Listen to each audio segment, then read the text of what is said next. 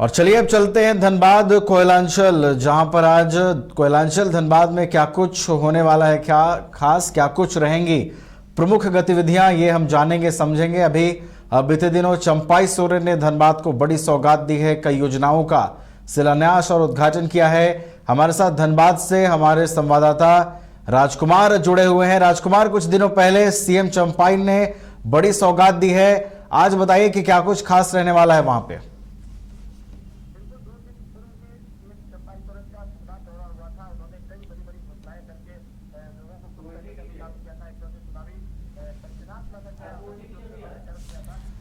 तो धनबाद में कुछ दिनों पहले सीएम चंपाई सोरेन ने धनबाद वासियों को बड़ी सौगात दी है और आज वहां पर क्या कुछ खास रहेगा ये हम समझेंगे। क्या कुछ वहां पर आज प्रमुख गतिविधियां देखने को मिलेंगी, ये भी जानकारी हम दर्शकों को देंगे। हमारे साथ धनबाद से हमारे संवाददाता राजकुमार लगातार जुड़े हुए हैं। राजकुमार के पास फिर से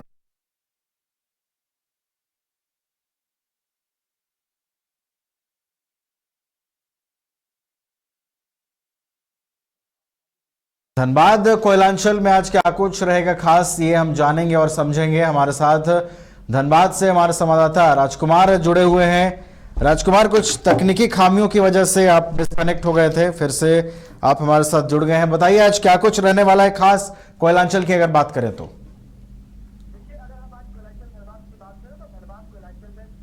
देखिए, अगर हम आज ये डॉक्टर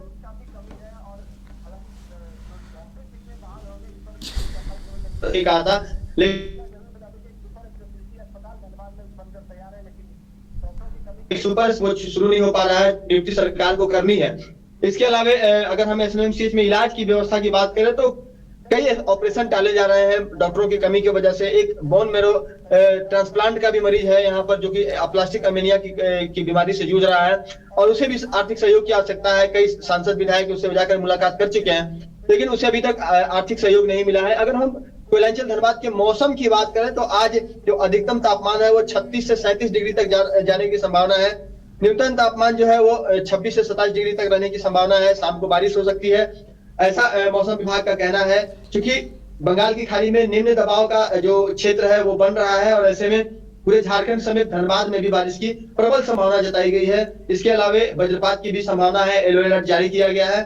और अगर हम धनबाद की महत्वपूर्ण गतिविधि की बात करें तो आज धनबाद में राष्ट्रीय सफाई कर्मचारी आयोग की टीम यहाँ आई हुई है और उनके जो अधिकारी हैं वो आज धनबाद के डीसी, एसएसपी के साथ साथ जो वरीय नगर निगम के जो अधिकारी हैं उनके साथ बैठक करेंगे। धनबाद जिले में सफाई कर्मचारियों की जो स्थिति है, उन्हें जो वेतन मिलता है, उन्हें जो सुविधाएं मिलती है, उन्हें जो इंफ्रास्ट्रक्चर मिलता है काम करने के लिए, उन तमाम सुविधाओं का वो जायजा लेंगे। साथ ही आपको बता दें कि धनबाद क्योंकि महानगर की ओर अग्रसर होने लगा है, तो ऐसे में जो भी सफाई कर्मचारी हैं उन्हें जो भी जो अर्बन डेवलपमेंट की तरफ से, जो विभाग की तरफ से जो इंफ्रास्ट्रक्चर, जो सुविधाएं मिलनी चाहिए वो मिल पाती है या नहीं, इसका वो लोग निरीक्षण करेंगे। लेकिन एक महत्वपूर्ण बात यह है कि धनबाद में अपराधियों का मनोबल एक बार फिर से बढ़ा है और इस बार की अगर हम बात करें तो हीरापुर क्षेत्र के 2 स्वर्ण कारोबारियों से 30 लाख रुपए की रंगदारी की मांग की गई है और उस रंगदारी की मांग के एवज में एक पत्र जारी किया गया है जो मेजर के नाम से है।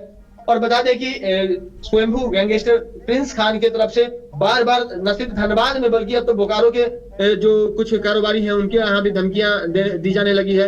इसके अलावा फायरिंग की घटनाएं भी पिछले दिनों में बोकारो में देखने को मिली थी। धनबाद में सर्वमंगला नर्सिंग होम के संचालक के ऊपर के साथ हाल ही में 1 करोड़ रुपए की रंगदारी मांगी गई थी। अब जो स्वर्ण व्यवसायी है उनसे रंगदारी मांगी गई है। तो व्यवसायी जो है ना काफी खौफ में है और इन लोगों में अब फिर से एक बार आंदोलन का मूड इन लोगों ने बनाना शुरू कर दिया है। संभव है कि ये जो व्यवसायी हैं वो आंदोलन करने के लिए बाध्य हो। दूसरी तरफ अगर हम बात करें तो 1 जुलाई से जो नया कानून लागू हो रहा है, 3 जो नए कानून लागू हो रहे हैं, जिसमें अब जो फरार अभियुक्त हैं और विभिन्न मामलों में बड़े बड़े जो हार्डकोर अपराधी हैं उन लोगों पर जो ट्रायल है वो चलाना संभव हो पाएगा। उनकी अनुपस्थिति में बगैर उनको गिरफ्तार किए हुए उन पर ट्रायल चलाया जा सकेगा।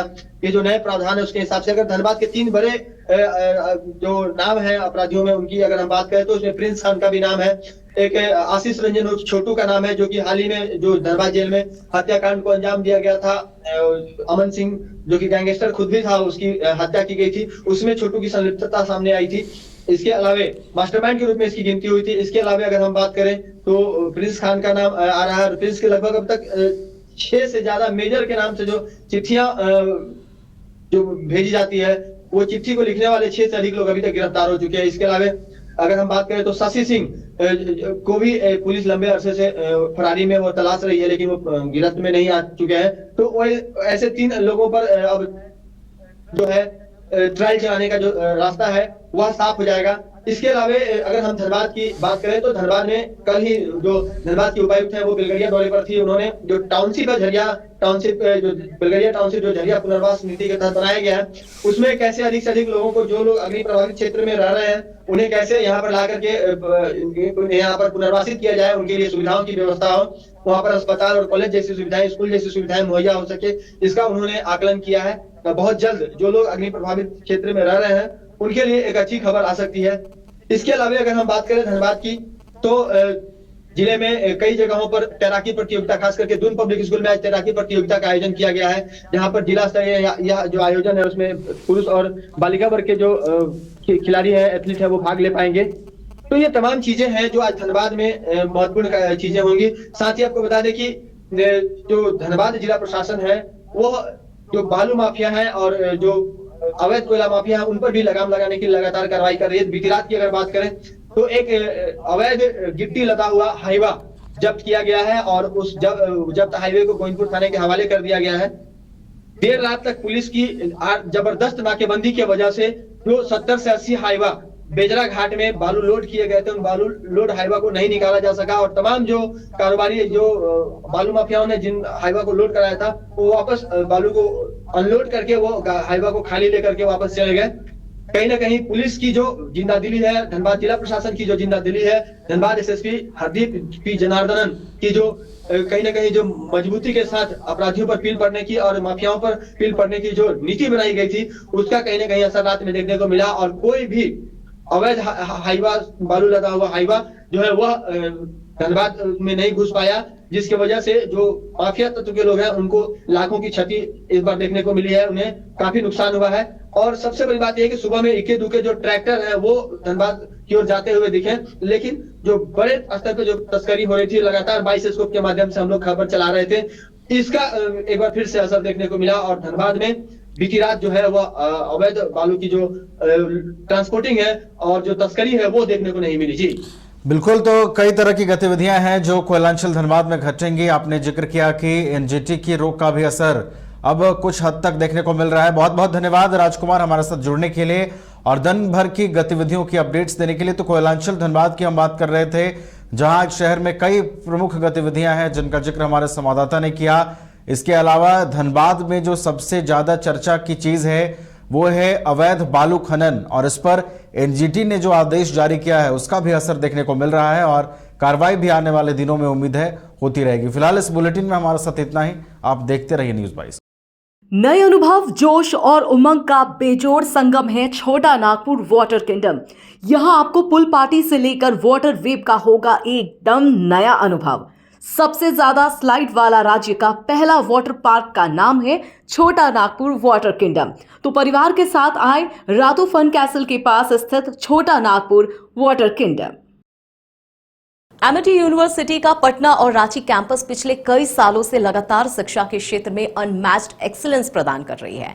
यूनिवर्सिटी रिसर्च और इनोवेशन और के कल्चर को बढ़ावा देती है और यही कारण है कि यहाँ के शिक्षकों और छात्रों ने मिलकर अब तक 1000 से ज्यादा रिसर्च पेपर और 100 से ज्यादा पेटेंट फाइल किए हैं। 26 से अधिक पेटेंट पब्लिश्ड हुए हैं और 3 पेटेंट ग्रांट भी हो चुके हैं। और यही नहीं, यहाँ के फैकल्टीज और स्टूडेंट 100 से अधिक किताबें पब्लिश भी कर चुके हैं। यूनिवर्सिटी के दोनों ही कैंपस में स्टूडेंट्स को कॉर्पोरेट प्लेसमेंट प्रोसेस को क्रैक करने के लिए ट्रेनिंग दी जाती है और इसलिए एमिटी यूनिवर्सिटी अपनी स्थापना से ही देश विदेश के कई जानी मानी मल्टीनेशनल कंपनीज जैसे अमेजॉन, एक्सेंचर, जेपी मॉर्गन और GPT, TCS, Wipro, ITC, federal bank, Hindustan Unilever जैसे 180 रेप्यूटेड कंपनीज के लिए रिक्रूटमेंट की प्रेफर्ड चॉइस बन गया है। यही वजह है कि आयुष कुमार को जेपीटी कंपनी लिमिटेड में 24 लाख, जान निशार अख्तर को अमेजॉन से 30 लाख और देव नरूला को ह्यूमन होल्डिंग कंपनी लिमिटेड से 44 लाख 50 हजार का पैकेज मिला है। वहीं सुमन गुप्ता को पालो ऑल्टो में मिले 47 लाख के हाईएस्ट पैकेजेस से यूनिवर्सिटी ने बिहार और झारखंड में एक नया रिकॉर्ड कायम किया है।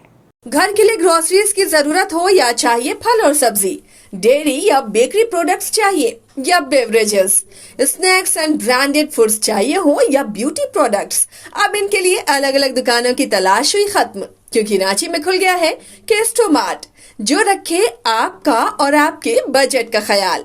हर सामान पर 5% की छूट, होम डिलीवरी की सुविधा भी। आज ही पधारें Kesto mart, one stop solution for every customer's requirements. Call 9153989339.